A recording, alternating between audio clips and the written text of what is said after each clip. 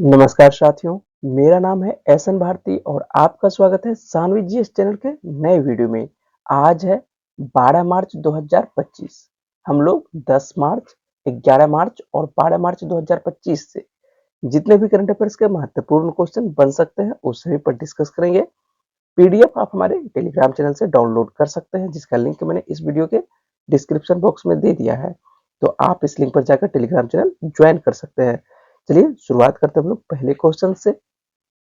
पहला क्वेश्चन है, हाल ही में महिला समृद्धि योजना किस राज्य या केंद्र शासित प्रदेश के द्वारा शुरू किया गया है? तो नई दिल्ली सरकार के द्वारा शुरू किया गया है। दिल्ली सरकार की ओर से जो है महिलाओं के लिए महिला समृद्धि योजना शुरू कर दी गई है और इस योजना के लिए दिल्ली की महिलाओं को प्रति माह जो है 2500 रुपये दिए जाएंगे। महिला समृद्धि योजना जो है दिल्ली की महिलाओं के लिए है, केवल दिल्ली की महिलाओं के लिए महिला समृद्धि योजना है। इसके लिए जो है दिल्ली का वोटर कार्ड जरूरी है और आपको बता दें कि इस योजना का लाभ लेने के लिए जो महिलाओं को कम से कम 5 साल तक दिल्ली का निवास होना जरूरी है।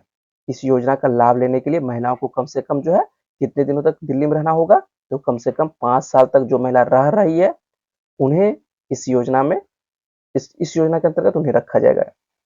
यानी अगर कोई महिला किसी और जगह से आकर दिल्ली में शिफ्ट हुई है, तो आप समझ रहे हैं कि अगर कोई दिल्ली की महिला नहीं है और वह जो है वर्तमान में दिल्ली में आकर रह रही है और वह 5 साल तक बिता चुकी है दिल्ली में, तो उसे इस योजना का लाभ मिलेगा। और अगर कोई ऐसी भी महिला हो सकती है कि जो कि अभी वर्तमान में उनका 4 साल ही हुए हैं, तो फिर वह जो है 1 साल बाद इस योजना का लाभ लेने के लिए वो अप्लाई कर सकती है। तो याद रखिएगा, महिला समृद्धि योजना किस राज्य के द्वारा लाया गया है? तो दिल्ली सरकार के द्वारा लाया गया है। और वीडियो में आगे बढ़ने से पहले आपसे एक छोटी सी रिक्वेस्ट है, जो कि है इस वीडियो को लाइक और चैनल को सब्सक्राइब करने की और बेल आइकन को प्रेस करके ऑल कर दे, जिससे होगा कि आपके पास प्रत्येक दिन करंट अफेयर्स मिलता रहे। नाम आया है दिल्ली का, तो आइए हम लोग दिल्ली के बारे में जान लेते हैं। तो नई दिल्ली की हाल ही में मुख्यमंत्री कौन बनी है? तो रेखा गुप्ता बनी है। उपराज्यपाल कौन है दिल्ली के? तो विनय कुमार सक्सेना है। लोकसभा की कितनी सीटें हैं दिल्ली से? तो आपको 7 सीटें हैं। राज्यसभा की 3 सीटें दिल्ली से आती है और विधानसभा की कितनी सीटें हैं दिल्ली में? तो 70 सीटें हैं। और आपको मैंने कुछ दिन पहले ही यहाँ से कुछ महत्वपूर्ण नई दिल्ली से जो महत्वपूर्ण प्रश्न बन रहे थे, कौन कौन सा प्रश्न था, तो आइए देख लेते हैं एक बार। साहित्य अकादमी का वार्षिक साहित्य महोत्सव 2025 कहाँ आयोजित किया गया? तो यह भी जो है नई दिल्ली में आयोजित किया गया। याद रखिएगा कि वार्षिक साहित्य महोत्सव 2025 कहाँ आयोजित किया गया है? तो नई दिल्ली में। प्रधानमंत्री नरेंद्र मोदी के द्वारा प्रथम सौर लीडरशिप कॉन्क्लेव 2025 का उद्घाटन कहाँ किया गया था? तो यह भी नई दिल्ली में किया गया था। केंद्रीय मंत्री जयंत सिंह चौधरी ने कहाँ solar mobile van training units का शुभारंभ किया है? तो यह भी जो है नई दिल्ली में किया है। भारत मोबिलिटी ग्लोबल एक्सपो 2025 का आयोजन किस शहर में किया गया है? तो यह भी नई दिल्ली में किया गया है। राष्ट्रीय विज्ञान ड्रामा महोत्सव 2024-25 का आयोजन कहाँ किया गया है? तो यह भी नई दिल्ली में ही किया गया है। नेक्स्ट क्वेश्चन है, हाल ही में चैंपियंस ट्रॉफी 2025 का खिताब किस देश ने जीता है? तो भारत के द्वारा जीता गया है। भारत ने जो है दुबई अंतर्राष्ट्रीय क्रिकेट स्टेडियम में खेले गए फाइनल में न्यूजीलैंड को जो है 4 विकेट से हराकर तीसरी बार चैंपियंस ट्रॉफी 2025 का खिताब जीता है। आयोजन की तारीख यदि आपको बता देते, आयोजन की तारीख जो है कब से स्टार्ट होती है? तो ये 19 फरवरी से चैंपियंस ट्रॉफी स्टार्ट होता है और 9 मार्च 2025 को इसका फाइनल खेला जाता है। होस्ट देश कौन सा था? तो होस्ट देश जो है पाकिस्तान था। प्लेयर ऑफ द सीरीज किसे दिया गया? तो रचिन रविंद्र को दिया गया, जो कि न्यूजीलैंड के खिलाड़ी हैं। और सबसे ज्यादा रन की यदि बात करते हैं तो रचिन रविंद्र ने ही बनाए थे। कितना? 263। सबसे ज्यादा विकेट किसने लिए हैं? तो मैट हेनरी के द्वारा लिया गया है। 10 विकेट लिया गया है मैट हेनरी के द्वारा। विजेता टीम को जो है कितनी राशि दिया गया है? तो 2.365 मिलियन डॉलर में दिया गया है। ठीक है, डॉलर में 2.365 मिलियन दिया गया। इसका मतलब है कि लगभग यदि रुपये की बात करते हैं तो 20 करोड़ रुपया। फाइनल की बात करते हैं कि फाइनल में प्लेयर ऑफ द मैच किसे मिला है? तो प्लेयर ऑफ द मैच जो है रोहित शर्मा को दिया गया था और रोहित शर्मा ने 76 रन की पारी खेली थी। भारतीय टीम ने जो है इस बार तीसरी बार चैंपियंस ट्रॉफी 2025 का खिताब जीता है। तो आपको बता दें कि 2000 सबसे पहली बार कब जीतते हैं? 2002 में जीता जाता है सौरव गांगुली की कप्तानी में। उसके बाद दूसरी बार जो है 2013 में जीता जाता है महेंद्र सिंह की धोनी की कप्तानी में और तीसरी बार रोहित शर्मा की कप्तानी में 2025 का चैंपियंस ट्रॉफी खिताब जीता गया है।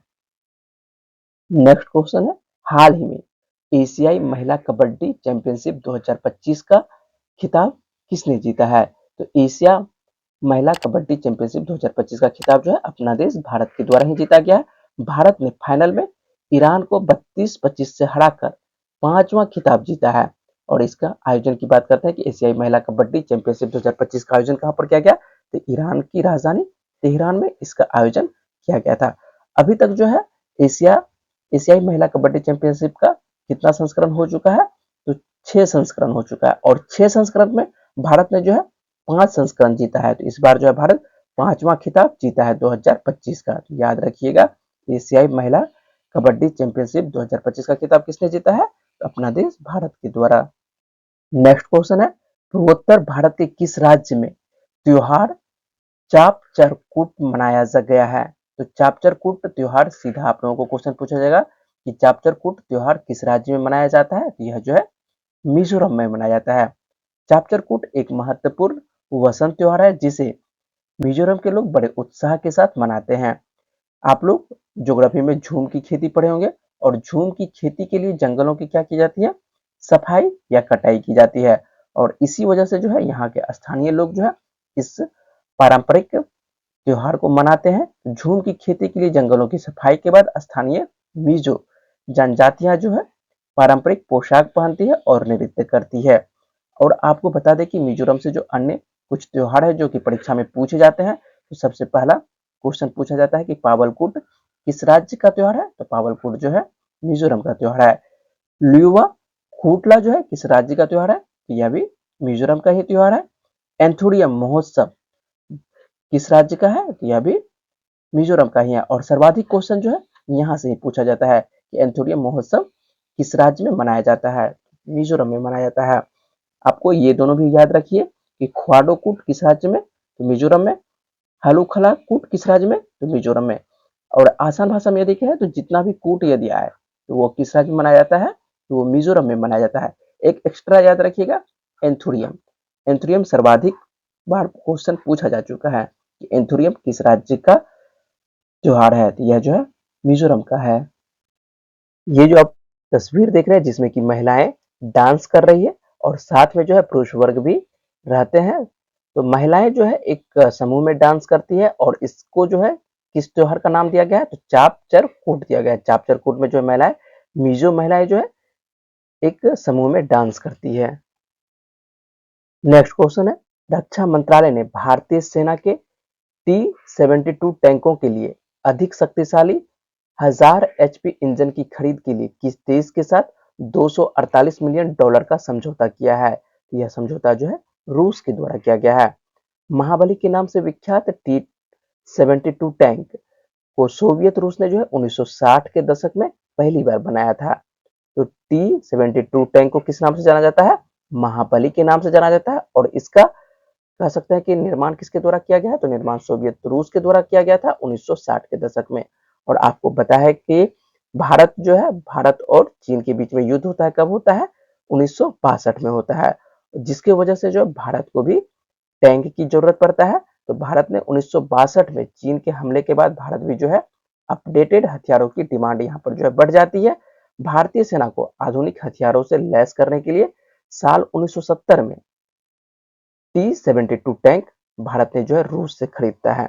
जब 1962 में भारत और चीन के बीच युद्ध होता है तो भारत को भी जो है टैंक की आवश्यकता पड़ती है। इसके लिए 1970 में जो है भारत और रूस के बीच एक समझौता होता है और उसके तहत रूस जो है भारत को T-72 टैंक दे दिया जाता है। ठीक है, खरीदता है भारत यहाँ से।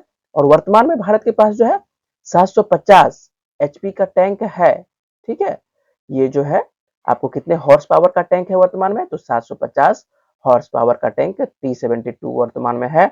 लेकिन भारत जो है इसकी क्षमता बढ़ाने के लिए, इसकी क्षमता आप देखिए कि कितना शक्तिशाली, तो 1000 हॉर्स पावर इंजन की खरीद के लिए रूस के साथ 248 मिलियन डॉलर का समझौता किया है। और नाम आता है रूस का, तो रूस की राजधानी देख लेते हैं। तो रूस की राजधानी क्या है? मॉस्को है। और यहाँ पर जो मुद्रा चलती है रूबल मुद्रा चलती है। और राष्ट्रपति वर्तमान में कौन है? व्लादिमीर पुतिन हैं।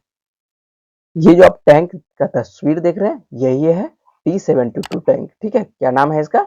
T-72 टैंक है। और ये जो हम लोगों के पास वर्तमान में है अभी कितने पावर का है? इसका हॉर्स पावर है ये 750 हॉर्स पावर का। और इसी की क्षमता के बढ़ाने के लिए जो है कितने हॉर्स पावर खरीदने की उम्मीद है? तो 1000। इसका जो हॉर्स पावर है 1000 हॉर्स पावर खरीदने की उम्मीद है। और किससे खरीदेंगे हम लोग? तो रूस से खरीदेंगे। नेक्स्ट क्वेश्चन है मत्स्य पालन स्टार्टअप कॉन्क्लेव 2.0 का आयोजन कहाँ किया गया है? इसका आयोजन जो है हैदराबाद में किया गया है। मत्स्य पालन पशुपालन और डेयरी मंत्रालय के अंतर्गत मत्स्य पालन विभाग हैदराबाद तेलंगाना में मत्स्य पालन स्टार्टअप कॉन्क्लेव 2.0 का आयोजन किया है। और वर्तमान में मत्स्य पालन पशुपालन और डेयरी मंत्री कौन है? तो राजीव रंजन सिंह हैं। आपको बता दें कि भारत का मत्स्य पालन और जलीय कृषि क्षेत्र 3 करोड़ से अधिक लोगों को आजीविका प्रदान करता है और मूल्य श्रृंखला में जो रोजगार को बढ़ावा देता है। तो यह जो है जीडीपी में भी इसका योगदान है भारतीय मत्स्य पालन और जलीय कृषि क्षेत्र का। अगला प्रश्न है किस राज्य के मुख्यमंत्री ने मुख्यमंत्री युवा उद्यमी विकास अभियान के तहत संयुक्त क्रेडिट शिविर का शुभारंभ किया है? तो उत्तर प्रदेश सरकार के द्वारा। उत्तर प्रदेश के मुख्यमंत्री योगी आदित्यनाथ ने मुख्यमंत्री युवा उद्यमी विकास अभियान के तहत युवा उद्यमिता को बढ़ावा देने के लिए गोरखपुर और बस्ती में संयुक्त ऋण शिविर का शुभारंभ किया है। और जनवरी 2025 में शुरू की गई इस योजना का उद्देश्य जो है युवा उद्यमियों को सशक्त बनाना है। और नाम आता है उत्तर प्रदेश का, तो हम लोग उत्तर प्रदेश के बारे में जान लेते हैं। तो उत्तर प्रदेश की राजधानी क्या है? लखनऊ है। मुख्यमंत्री कौन है? योगी आदित्यनाथ। लोकसभा की कितनी सीटें आती है उत्तर प्रदेश से? तो 80 सीटें। और राज्यसभा की कितने? 31 सीटें आती है। और राज्यपाल वर्तमान में कौन है उत्तर प्रदेश के? तो आनंदीबेन पटेल हैं। नेक्स्ट क्वेश्चन है हाल ही में फेडरल बैंक का पहला ब्रांड एम्बेसडर किसे नियुक्त किया गया है? तो फेडरल बैंक का पहला ब्रांड एम्बेसडर जो है विद्या बालन को नियुक्त किया गया है। फेडरल बैंक लिमिटेड भारत का एक निजी क्षेत्र का वाणिज्यिक बैंक है। और इसकी स्थापना की बात करते हैं तो इसकी स्थापना त्रावणकोर में 1931 में की जाती है। फेडरल बैंक का मुख्यालय कहाँ है? तो इसका मुख्यालय जो है केरल के अलुवा में है। यह बैंक जो है भारत भर में शहरी और ग्रामीण दोनों क्षेत्रों में ग्राहकों की बढ़ती संख्या के लिए पसंदीदा है। तो आप लोग याद रखेंगे फेडरल बैंक का स्थापना याद रखेंगे और इसका मुख्यालय कहाँ है? तो केरल के अलुवा में है। ये जो आप तस्वीर देख रहे हैं ये विद्या बालन की तस्वीर है और इन्हीं को फेडरल बैंक का ब्रांड एम्बेसडर नियुक्त किया गया है। नेक्स्ट क्वेश्चन है भारत बांग्लादेश संयुक्त नदी आयोग की तकनीकी समिति की बैठक कहां पर हुई है? इसका बैठक जो है कोलकाता में हुआ है। भारत बांग्लादेश संयुक्त नदी आयोग की 86वीं बैठक में भाग लेने के लिए संयुक्त नदी आयोग का 11 सदस्यीय बांग्लादेशी प्रतिनिधिमंडल जो है कहाँ आता है? कोलकाता आता है। और इसका नेतृत्व किसके हाथों में है? इसका नेतृत्व जो है मोहम्मद अबुल हुसैन के नेतृत्व में प्रतिनिधिमंडल पिछले जल संधि के कार्यान्वयन का आकलन करने के लिए बंगाल में फरक्का बैराज का दौरा किया और गंगा की जल प्रवाह और फरक्का में हो रहे कटाव का अवलोकन किया। तो आप लोगों को जो क्वेश्चन पूछा जा चुका है कि फरक्का बैराज किस नदी पर है और किस राज्य में है? तो फरक्का बैराज किस नदी पर है? तो गंगा नदी पर है। और किस राज्य में? तो आप लोग याद रखिएगा पश्चिम बंगाल में। भारत और बांग्लादेश के संयुक्त नदी आयोग की तकनीकी टीमों की बैठक कोलकाता में गंगा जल संधि पर शुरू हुई है जिसका नवीनीकरण जो है कब किया जाएगा? 2026 में होना है। इसका नवीनीकरण कब होगा? तो 2026 में होगा। लेकिन इसके देखरेख के लिए जो है प्रतिनिधिमंडल बांग्लादेश के द्वारा भेजा गया। कितना सदस्य? तो 11 सदस्यीय बांग्लादेश प्रतिनिधिमंडल जिसका नेतृत्व किसके हाथों में था? तो मोहम्मद अबुल हुसैन के हाथों में। नेक्स्ट क्वेश्चन है एनएमडीसी के नए अध्यक्ष एवं प्रबंध निदेशक के रूप में किसे नियुक्त किया गया है? तो एनएमडीसी के नए अध्यक्ष और प्रबंध निदेशक के रूप में अमिताभ मुखर्जी को नियुक्त किया गया है। अमिताभ मुखर्जी को जो है राष्ट्रीय खनिज विकास निगम का नया अध्यक्ष और प्रबंध निदेशक नियुक्त किया गया है। एनएमडीसी का फुल फॉर्म क्या होता है? तो नेशनल मिनरल डेवलपमेंट कोऑपरेशन होता है जिसको हिंदी में राष्ट्रीय खनिज विकास निगम कहते हैं। और इनका कार्यकाल जो है कब तक जारी रहेगा? तो अमिताभ मुखर्जी का कार्यकाल जो है 2028 तक जारी रहेगा। एनएमडीसी जो है एक भारतीय सार्वजनिक क्षेत्र का उपक्रम है जो खनिज अन्वेषण पर केंद्रित है और इसका मुख्यालय कहाँ है? तो एनएमडीसी का मुख्यालय जो है हैदराबाद में है। ये जो आप तस्वीर देख रहे हैं, ये तस्वीर है अमिताभ मुखर्जी की तस्वीर है और इन्हें ही एनएमडीसी के नए अध्यक्ष एवं प्रबंध निदेशक के पद पर नियुक्त किया गया है। पिछले वीडियो में मैंने आप लोगों से प्रश्न पूछा था कि हाल ही में चक्रवात अल्फ्रेड चक्रवात अल्फ्रेड से कौन सा देश प्रभावित हुआ है? तो इससे प्रभावित हुआ है ऑस्ट्रेलिया प्रभावित हुआ है और अधिकांश छात्रों ने इस प्रश्न का जवाब जो है कमेंट बॉक्स में सही दिए हैं। हम लोग आज का प्रश्न देख लेते हैं और आज का प्रश्न है महिलाओं की सुरक्षा और सम्मान सुनिश्चित करने के लिए किस राज्य सरकार ने जो है प्रोजेक्ट हिफाजत शुरू किया है? तो प्रोजेक्ट हिफाजत किस राज्य सरकार के द्वारा शुरू किया गया है? इसका सही जवाब क्या है वो आपको जवाब देना है कमेंट बॉक्स में। और मुझे उम्मीद है कि इस वीडियो में मैंने जितने भी इंपॉर्टेंट क्वेश्चन पर बात की है वो पॉइंट्स आपको समझ में आए होंगे। अगर आपको वीडियो अच्छी लगी तो वीडियो को लाइक करिएगा, शेयर करिएगा और अपने दोस्तों को वीडियो के बारे में बताइएगा और चैनल को सब्सक्राइब अवश्य कर लीजिएगा जिससे कि आपके पास प्रत्येक दिन करंट अफेयर्स मिलता रहे। चलिए मिलते हैं आप लोगों से अगली वीडियो में, तब तक के लिए अपना ख्याल रखिएगा, पढ़ते रहिए, वीडियो में बने रहने के लिए बहुत बहुत शुक्रिया, धन्यवाद।